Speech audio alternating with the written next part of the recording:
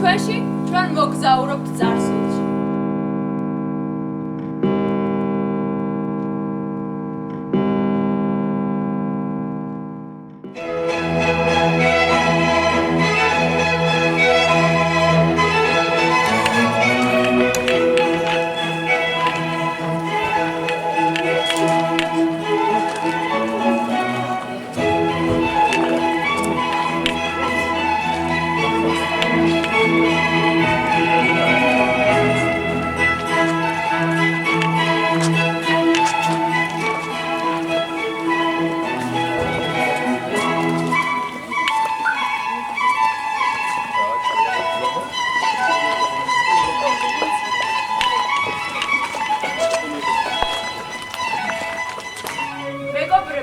მადლობას მოგახსენებთ მოგზაურობისთვის.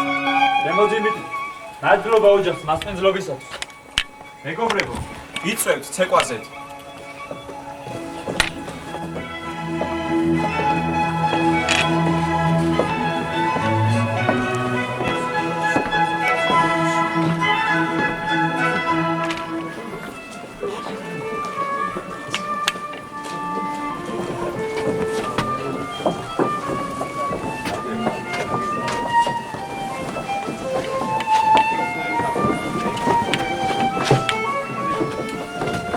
მეგობრებო, ხოთ მოგზავნით.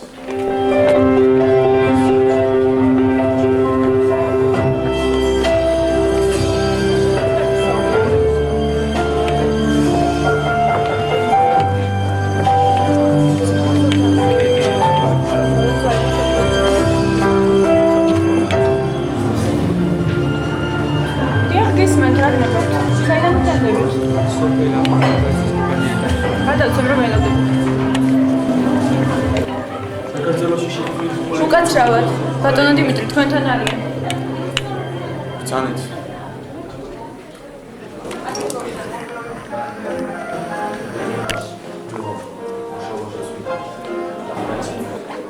ჯილეხი ხომ არ გაწუხებთ?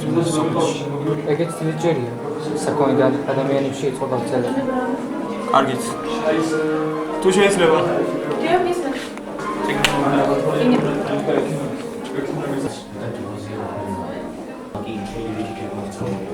შეგიძლიათ აიღოთ. ახლა ჩვენ რა გვეშველება, ბატონო? რა ვუყოთ ჭილექს და ციებას? აქამდე ვერ მოყვავს ავანტყოფები. ჩვენ ფული ჩვენ არ გვაქვს, საშუალება და სახსრა. მოდი მე ახლა მოგცეთ საწამას, რომელიც ცოტა შვებას მოგვრით. ამის შემდეგ მე შევკრიბე ექიმების ჯგუფს, თქვენთან ჩამოვალ და უფასო გამოკვლევებს ჩაგიტარებთ. ღმერთი თქვენსკენ. ღმერთად არ ვიცით, ბატონო, ჩვენ გადავიდეთ თქვენთან მოალისებს. თუ შეიძლება კაცი. აქეთ მოგდათ. შემოგიორ. რამდენიმე კვირის. ქალბატონო ელო და ელიზაბეტ. თუ შეგიძლიათ დაგვეხმაროთ ბატონ მილარმეს ლექსების გადათარგმნაში. როგორც ჩანს, ეს რთული გადასათარგმნი არ უნდა იყოს. ხომ მეთანხმებით? გესახმებით. Fleur du Braille. Chapitre les sols ajout du poète Mintz. ჩვენ წარსულ დღეებს ეძვირფასება სევდის გედა. Ajout poète Mintz. ამ შემთხვევაში გადმოცემულია, რომ შენ ვიღარ ცხოვრ გამოგონი უცხო მხარეებში. On eut les sols de nous rouges des ailes meurtres. ჩემის აზრით, აქ ესეთი რამ შეიძლება იყოს, რომ გადალახავ გზას ცერს. ძალიან კარგი. Conscieusement, esprit, supreme affectation. ჩემის აზრით, აქ ესეთი რამ შემიჩვენება ამ წვდიაში კრდის დაგდანები. ჭუმად გამოჩდარილის კარტა და ყვავილები მომდახევს. ძით გაალული პატარა კალთაგა დააფარა სუსხი არწევს. ალბათომა თამარ, რაიმე მელოდიას ხარ შემოგთავაზებთ.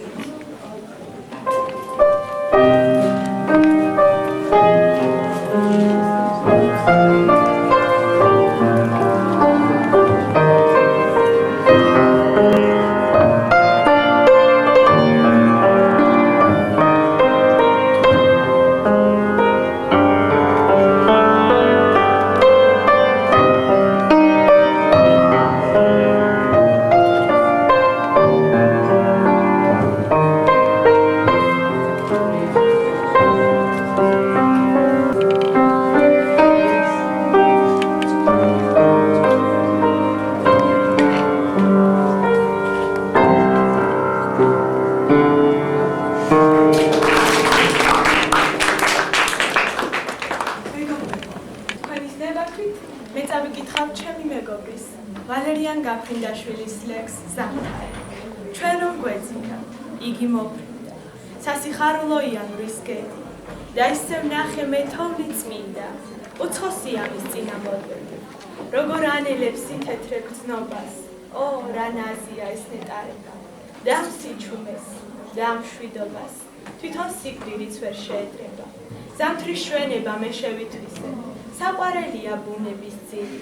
და ჩემი სული ფიქრდება ისე, როგორც სუნგული, ბინდის ყვავილი. ნადნობელი ვარ ჩემი ლექსის ასე ლამაზად წაგიწეს. მეგობრებო, მე შემოგსავალი ჩემ ნაწარმოებს. მარტოობის დედოფალი. დიდ სასახლეში განმარტოებით, იგი ცხოვრობდა როგორც ინფანტი. ტყეში შრიალი გრძელი რტოებით მაღალ სივრცეში რომ დაიფანტა. ლურჯ აივანზე თვით ბროლიდან გამოდიოდა ის მხოლოდ ღამით. და ძვირფას ბეჭედს გაისროლიდა ღამის უსხრულში უცხო სალვით. თითქოს უხმობდა თავის თარქმაროს გასროლილ ბეჭდის აშრიალები. მაგრამ სალა რომ ვეღარ აკმარა, ქალწულ დედოფალს მუდამ ლალები. შესურა ზღვაში, მზე პაპირუსად, უკანასკნელად იგრძნო ტკივილი. დედოფალ დარჩა ერთი ფირუზი და მას გადაყვა ხრამში ტკივილი. ამდენის ლექსის შემდეგ მეგობრებო, გთხოვთ რომ ერთი ჩემი ლექსით წავიკითხო სიყვარულს. უსიყვარულოდ მზე არ სუფებს სისკამარას, სიუ არ დაქეს, ტყე არ კრთება სასიხარულოდ. უსიყვარულოდ არ არსებობს არც სილამაზი, არც უკვდავება არ არსებობს უსიყვარულოდ. მაგრამ სულ სხვა სიყვარული უკანასკნელი, როგორც ყვავილი შემოდგომის ხშირად პირველს ჭობს. იგი არ უხმობს ქარიშხლიან უმიზნო ნებას, არც ყმაწვილურ ჟინს, არც ველურ ხმებს იგი არ უხმობს. და შემოდგომის სიცივეში ველად გაზრდილი. ის გაზაფხულის ნასყვავილებს სულაც არ აკავს. სიოს მაგივრად ქარიშხალი ელერსება და ვნების ნაცვლად უხმო ალერს გალე მოუწევს. და ჭკნება სიყვარული უკანასკნელი, ჭკნება მწუხარით, ნაზად, მაგრამ უსიხარულოდ და არ არსებობს ქვეყანაზე თვით უკვდავებაც არ არსებობს უსიყვარულოდ.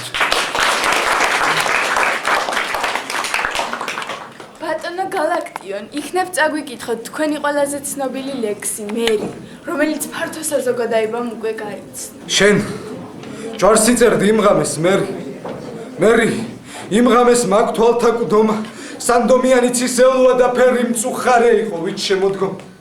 აფეთქებული და მოცახცახი, იწოდა ნათელალთა კრებული, მაგრამ სანთლებზე უფრო ექსახე იყო იბდუმალ გაფითრებული.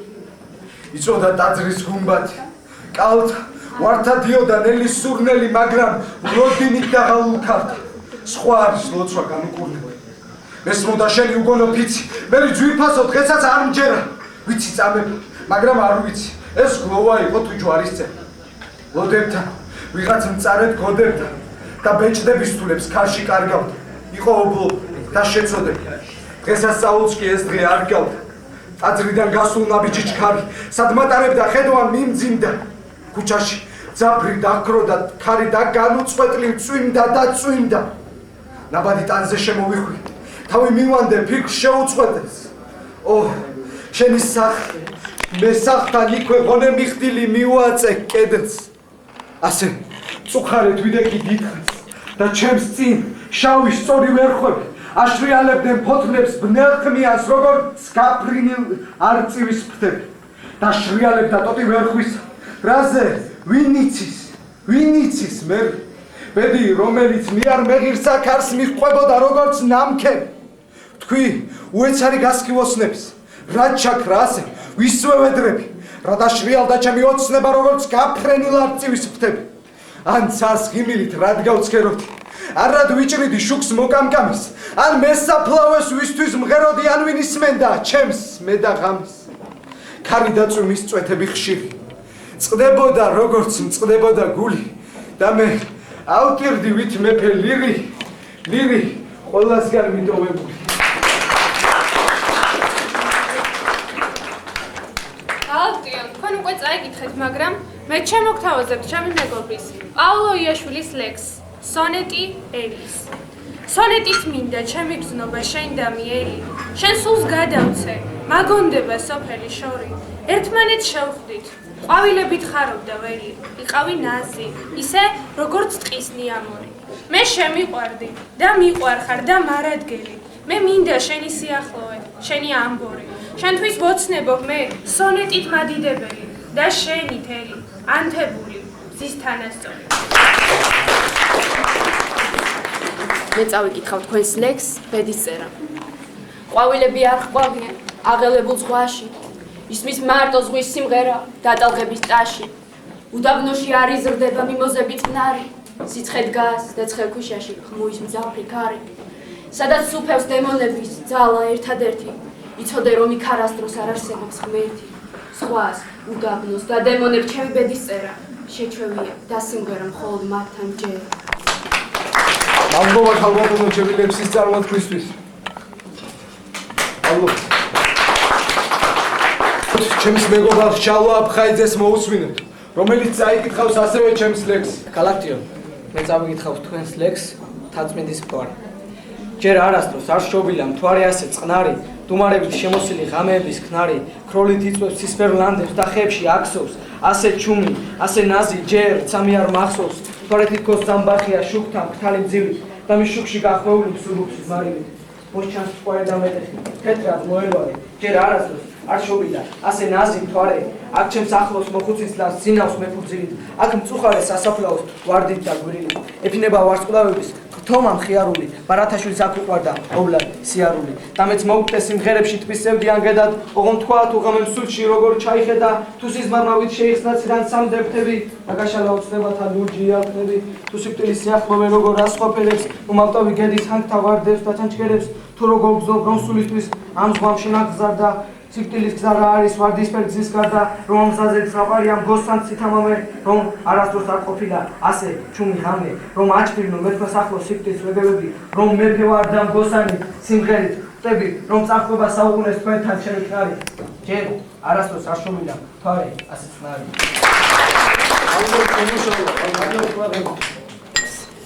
გაზაფხულის იისფერო მზერავ, ველებს მზიას თუ ხეების ჩრდილოს, გულწანკაცი ფერადებით ფერავ, ვით მხატვარი თვალუწვდენებ ტილოს, მილივდივებს ყვავილების ფენა და შვენებას გასაოცარ სქერით, რასაც ჩემი ვერ გამოთქვამს ენა, მას ბულბული უნაზე სიმღერის.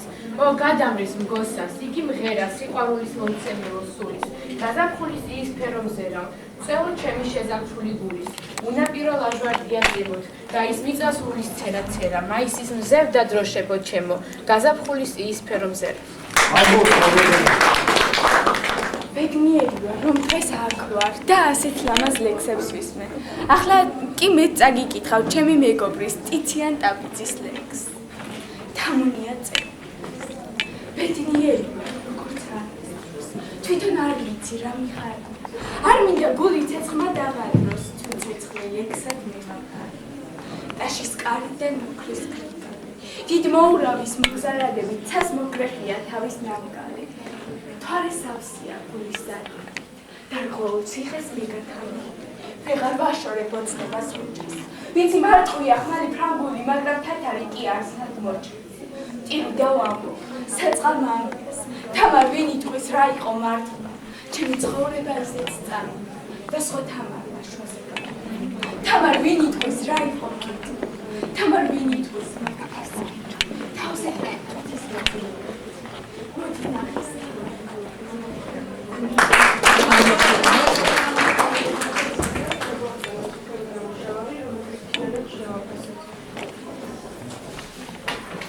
ბედიანის ყლებასთან დაკავშირებით მინდა და მეთქვა.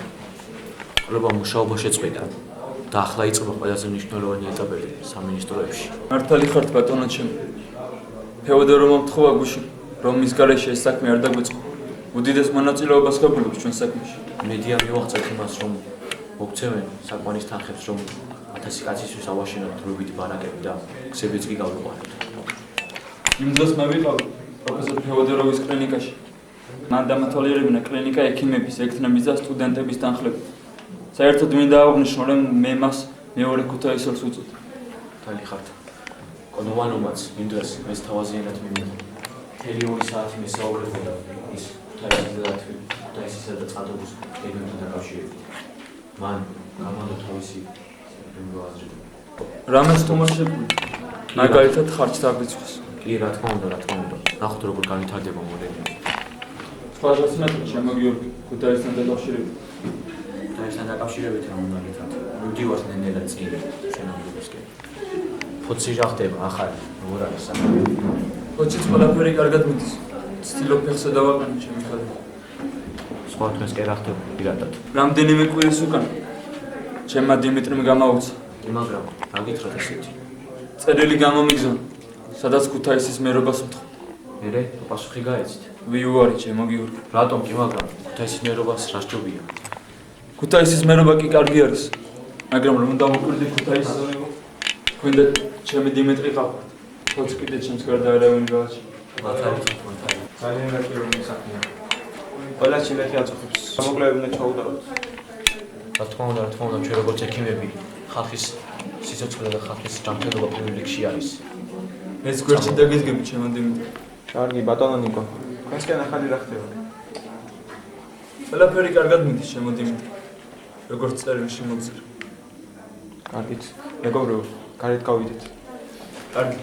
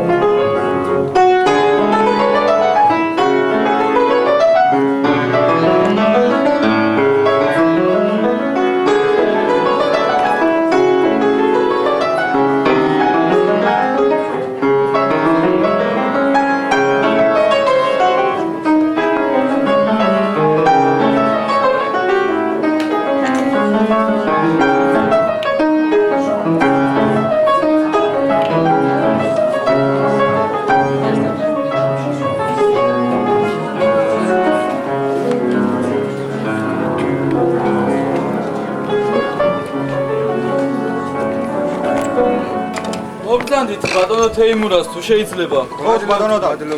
მადლობა ბატონო ვლადიმერ. იცით ძალიან მომწონს ნაზაროვის ბაღი. მეც მინდა მსგავსი ბაღი მქონდეს აქ. ძალიან უიშვიათესი ჯიშის სცენარებია. იცით მინდა გითხრათ ამ ხის შესახებ.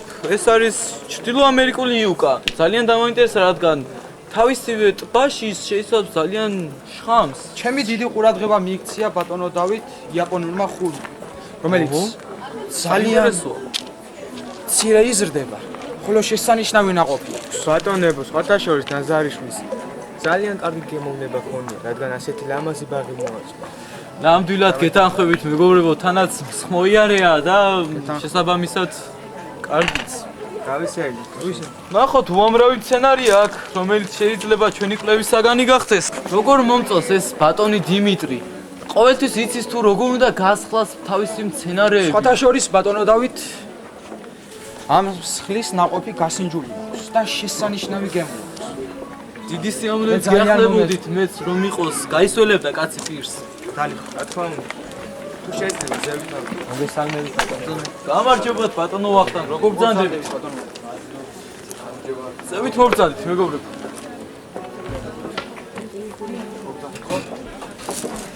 დაშორი ძალიან მომეწონა ნაზარიშვილის. იცით, მინდა რომ ასეთივე შესულეს შევაშო.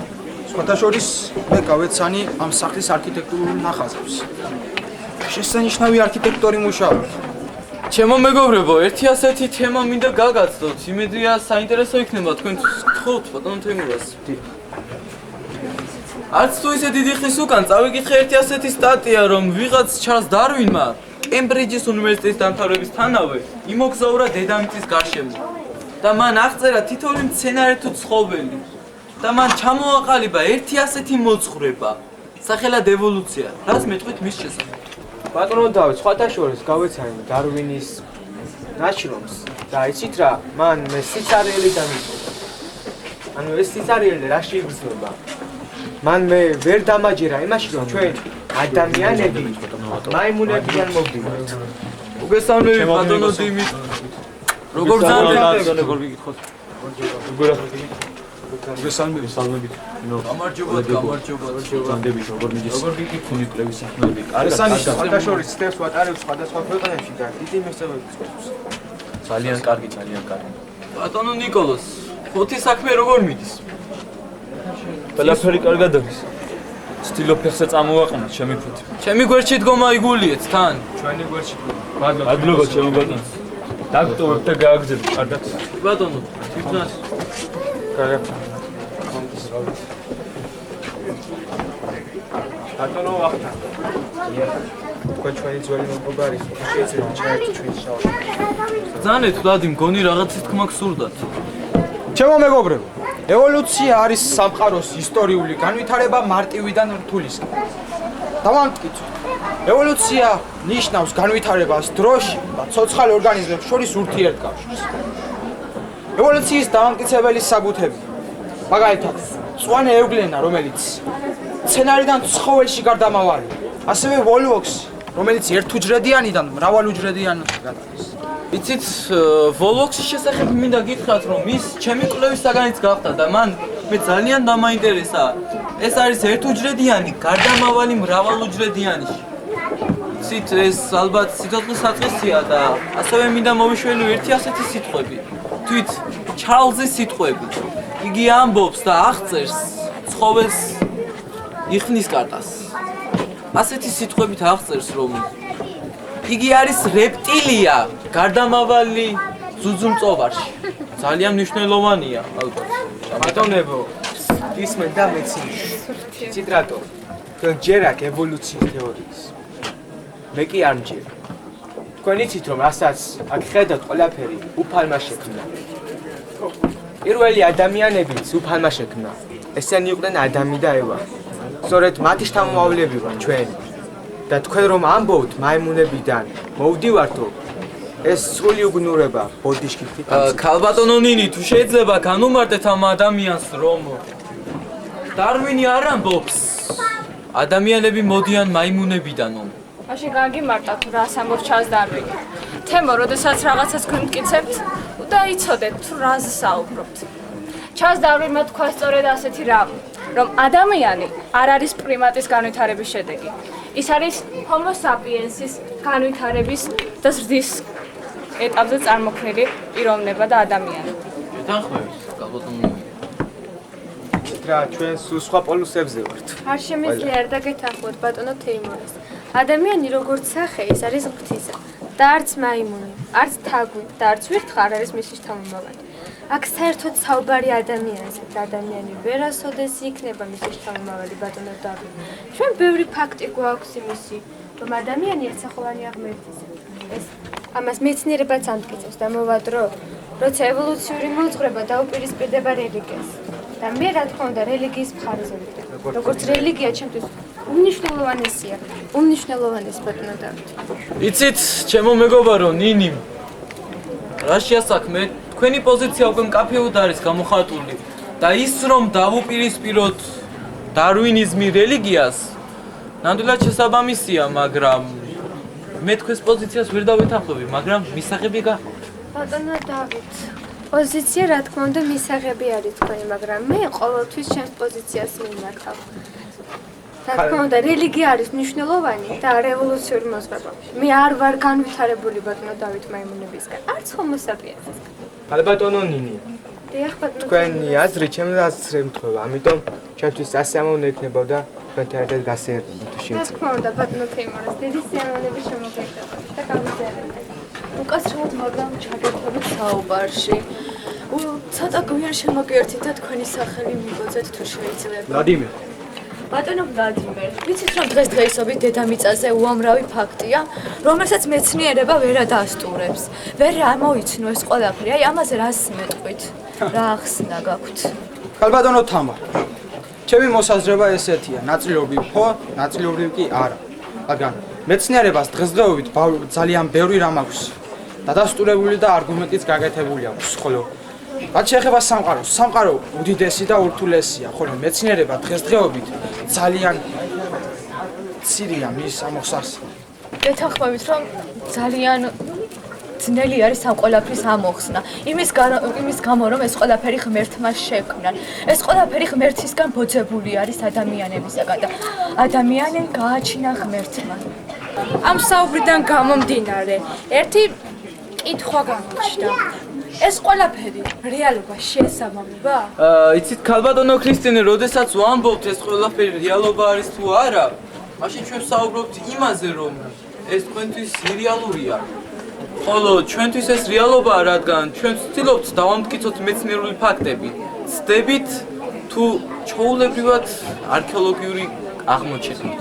ჩემი აზრით, სიცოცხლის წარმოშობა და მისი რაობა ძალიან დიდ საიდუმლოსთან არის დაკავშირებული და ამას ღვთის გარეშე ვერავინ ვერ შეძლებდა და ვერავინ ვერ გააკეთებდა.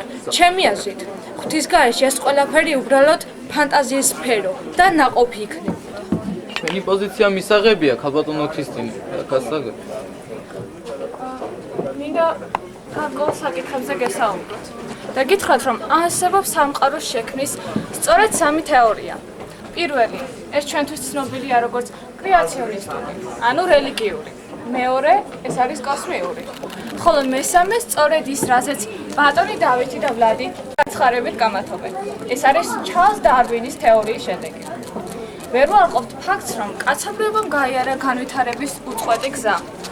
ვერც იმ ფაქტს ვარყოფთ, რომ ადამიანის და თაგვის დნმ თითქმის ერთნაირია და იდენტურია. ადამიანი არის ურთულესი ქმნილება. ავიღოთ თუნდაც სისხლი და მისი შედგენილობა, ან თუნდაც თავის ტვინის უჯრედების განვითარება. იცით რა ვფიქრობ? რომ ჩვენ ამ საკითხში ჯერ კიდევ კარგად არ ვართ გარკვეულები. ამიტომ ვფიქრობ, რომ გარკვეული თემები და რომლებიც დღეს ეს თემები განვიხილეთ, მოგცემ საშუალებას, რომ უფრო მეტად დავუახლოვდეთ ამ თეორიის განხილვას და შედეგზე გასვლას. მაინტერესებს თქვენი მესაზრებები. იცით, დაგეთანხმებით იმაში, რომ ნამდვილად არსებობს სამყაროს შექმნის რამოდენიმე მოსაზრება და ზოგადად მოძღვრება. და ის, რომ ჩვენ მივემხროთ დარვინიზმს კონკრეტულად, ეგრე არ გამოვა, რადგან ეს, ასე ვთქვათ, კვებითი ჯაჭვის მსგავსია. ყველაფერი ერთმანეთზე გახლავთ გადამდული, ქალბატონო ნინი და ის, რომ მივაგნოთ ერთ-ერთ საკითხს, შემდეგ გადავალთ მეორე საკითხს, შემდეგ მესამეზე, ეს უბრალოდ ჯაჭვური რეაქცია. ბატონო დავით, ჩაგეჭრებით და ერთ ჩემ თეორიას მოვასწრებთ. როგორც წინა თქვი, სამყარო უდიდესია, ხოლო ამ სამყაროში ძალიან ბევრი ერი ცხოვრობს. ყოველ ერს აქვს თავისი მოსაზრება. რაც ჩემთვის მისაღებია. ჩვენ დავობთ ჩვენთვის, ხოლო შეიძლება ინდუეთში დავობენ ინდურ წარმოშობაზე. რა თქმა უნდა, ვლადიმერ, ყველას თავისი მითოლოგია გააჩნია, სრულად გეთანხმებით. ბატონებო, ყველას თავისი მითოლოგია გააჩნია. მაგალითად, ბერძნებს შეერდათ, რომ თავდაპირველად იყო ქაოსი. ამ ქაოსმა შექმნა ღმერთები, ხოლო ღმერთებისგან შეიქმნა ქალწული გეა, ანუ დედამიწა. გარდა ამისა, სხვადასხვა მოსაზრება აქვთ ასევე იაპონელებს. იაპონელებს შეერდათ, რომ დედამიწა ტყუპმა ძმებმა იძანიკიმ და იძანინიმ შექმნეს. და ისინი მოთმინებით მივიდნენ ვარსკვლავ ოკეანეთ შუბს ტალახის ტბაში. გარდა ამისა, შუმერებს სხვა მოსაზრება გააჩნიათ. მათი აზრით, სამყარო კიდევ ან ოკეანე იყო. ოკეანეზე კი ორი კრთალი თაღი წარმოიშვა. ერთი ცის თაღი და ერთი დედამიწის თაღი. ცის თაღი ქალღმერთ ანინზე იყო, ხოლო დედამიწის თაღი ელინეს. ქალბატონო ანასტასია, თქვენი მოსაზრებებიდან გამომდინარე, ერთი კითხვა გამიჩნდა. უბრალოდ მაინტერესებს, თქვენ რომელ მოსაზრებას ემხრებით? ჩემთვის ეს მოსაზრებები უბრალოდ თეორემებია. მე ვეთხოვები მხოლოდ იმ მოსაზრებას, რომ ადამიანი ღმერთმა შექმნა. მისაღებია თქვენი პოზიცია, ეს ხომ კრეაციონისტულია. ძალიან, მაგრამ იცით მე რა მიკვირს, არქეოლოგები დღემდე ცდილობენ იმას, რომ დაამტკიცონ ეს ყველაფერი ევოლუციური ნიშნები და ახდენენ გათხრებს არქეოლოგიურად. მხოლოდ არქეოლოგიური გათხრებით, ბატონო დავით? არა, მთელი დედამიწაზე ეძებენ, რა თქმა უნდა. სრულად გეთანხმებით. უეჭველია თუ რევოლუცია. იქნებოდა მაშინ ჩვენ ვნახავდით ძალიან ბევრ გაქვეებულ ფორმებს. იცით ჩვენ ნახეთ კიდევაც სანაპიროზე მამონტის ძვლები თუნდაც რომლებიც ქვიჩვენებდა ნახეთ არქეოპტერიქსი, რა თქმა უნდა არქეოპტერიქსი რომელიც გახლავთ რეპტილიის პირველი სახე გარდამავალი ფრინველში. რომელიც გადადიოდა ანუ სხეულის ერთი ფორმა მეორეში. დიახ, მცენარეების კი ვერ მოექცენ ევოლუციის ფარგლებში. გარკვეულმა მცენარეთა რიგმა განიცადა ევოლუცია. წარმოიდგინეთ. ისინი დიდი რაოდენობით ჩნდებოდნენ, თანაც სრულიად ფორმირებულები. თავდაპირველად იცით როგორ იქნებოდა? წარმოიდგინეთ პლანეტას, სადაც მხოლოდ უდაბნოები იქნებოდნენ აღნიშნული შავად. შესაბამისად სიცოცხლეც არ იარსებოდა, რა თქმა უნდა. უდაბნო, არამედ წყალი არ იქნებოდა, ხოლო წყალი სიცოცხლის პირველი ნიშანი. მეგობრებო, მე ყველას არ შემპატივს და ყველა აზრი მიმაჩნია სწორად. მაგრამ რომ დავოდით მეცნიერებასა და რელიგიაზე. მეცნიერება სულაც არ ეწინააღმდეგება რწმენას. ძალიან კარგი სიტყვებია. დიახ. ჟორჟ ლამეტრიმ განაცხადა ეს. მეცნიერული თვალსაზრისით სამყარო არის უსასრულო მატერიის მქონე გროვა, რომელიც გაჩნდა დაუსაბამო დროიდან და იარსებებს მარადიურად. ის უარყოფდა შემოქმედს და ამტკიცებდა იმ თეორიას, რომ სამყაროს არ ჰქონდა დასაწყისი და თავისთავად დასასრულიც კი. ჩაგეჭრით. მე გამაჩნია ჩემი მოსაზრება, რომ მეცნიერები ამტკიცებენ, რომ ადამიანი სხეული განვითარდა მაიმუნის სხეულისა. რა თქმა უნდა, მაგრამ ბოდიშ მოგიწით დაქტოროთ, მე დაგიხსენებ. იბრძოლეთ ბატონო. ხოლო აქ არის საუბარი სულზე. აქვს ვინმეს ისეთი მოსაზრება, რომ ამიხსნას? რა თქმა უნდა აქვს ბატონო ვლადიმერ. ქალბატონანის სრულიად დაკონკრეტებული აქვს ეს ყველაფერი. დიახ, რა თქმა უნდა. მე არ ვიცი მოგეხსენებათ თუ არა იმის შესახებ, რომ ევოლუციური თეორიის ფარგლებში დღემდე პასუხგაუცემელია ის კითხვა თუ როგორ წარმოიშვა ცოცხალი ორგანიზმი. მე პირადად შემიძლია ვთქვა, რომ სრულიად არ ვეთანხმები იმას, რომ არამატერიალური ცნობებიდან შეიძლება წარმოიშვას ორგანიზმი. ცხადია, რომ ეს კითხვა ყოველთვის ეჭვს იწვევდა და კვანტური თეორიის ერთ-ერთი ფუძემდებელი ცნობილი მეცნიერი ჰეიზენბერგი ქებით იხსენებს თავის კოლეგას გენიალურ და ვიტყვი ჩემს აზრს. გაგიგიათ რამე მოლეკულური ევოლუციის შესახებ? მოდით უფრო კონკრეტულად ვთქვათ ამ ყველაფერზე. ვერც მოლეკულური თეორია და ვერც დარვინიზმი ვერ მიგვიყავს იმ ჭეშმარიტ აზრამდე, რომელსაც მეცნიერება მომავალში დაგვიმტკიცებს. ჩაგეჭრით და უბრალოდ მაქვს ესეთი მოსაზრება. დედამიწაზე სულ რაღაც 3 მილიარდი წლის წინ არსებობდა სიცოცხლე. სიცოცხლე არსებობდა თევზის სახით, ფრინველის სახით და ასევე ცხოველის სახით, მაგრამ არ იყო ადამიანი. ბატონებო, უკაცრავად, მაგრამ ამ საუბრის გაგრძელებას უკვე აღარ აქვს აზრი. იმიტომ რომ ჩვენ ვერ მივად ჭეშმარიტებამდე იმის გამო, რომ ძალიან ბევრი მოსაზრება არსებობს დღესდღეობით დედამიწაზე. მოდი შევჭერდეთ იმ აზრზე, რომ რელიგია არის ყველაზე მნიშვნელოვანი. ჩვენ დღეს ვერ გადავწყვეტ ამ ყველაფერს, ამიტომ შეიძლება გადაწყვეტა. ვერ გადავწყვეტ. ნაზაროვები საცეკვაოდ გვიწევენ. თუ შეიძლება. ჩვენ ალბათ გვექნება იმის საშუალება, რომ კიდევ გავაგრძელოთ. იმედია. სრულიად გეთანხმებით, ბატონო დავით და ძალიან დიდი სურვილი მაქვს მე სწორ მსჯელობამდე. მაგრამ არა მგონი. იმიტომ რომ დღეს ეს მსჯელობა რაღაც მომავალი დაგვიმტკიცებს. რა თქმა უნდა. მაგრამ ფაქტია, რომ რაღაცამ შექმნა დედამიწა. მაგრამ მეცნიერება და რელიგია ხომ ყოველთვის ერთმანეთის საპირისპიროდ არის ქალბატონო თამარ. გეთანხმებით. უკაცრავად, ბოდიშ მოგით.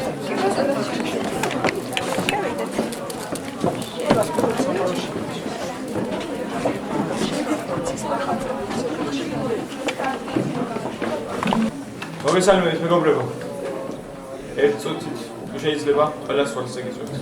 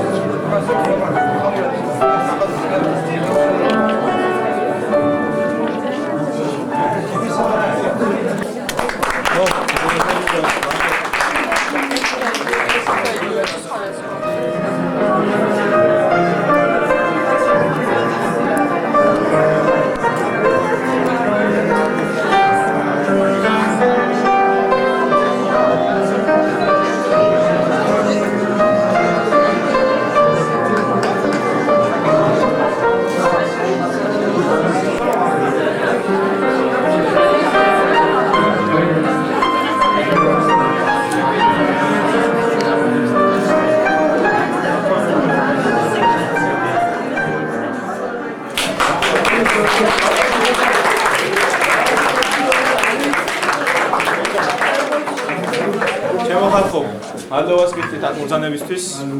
ასევე დიდ მადლობას გადაგიხდით, რომ ასეთი კარგი საღამო იყოს. Tak, მარტო.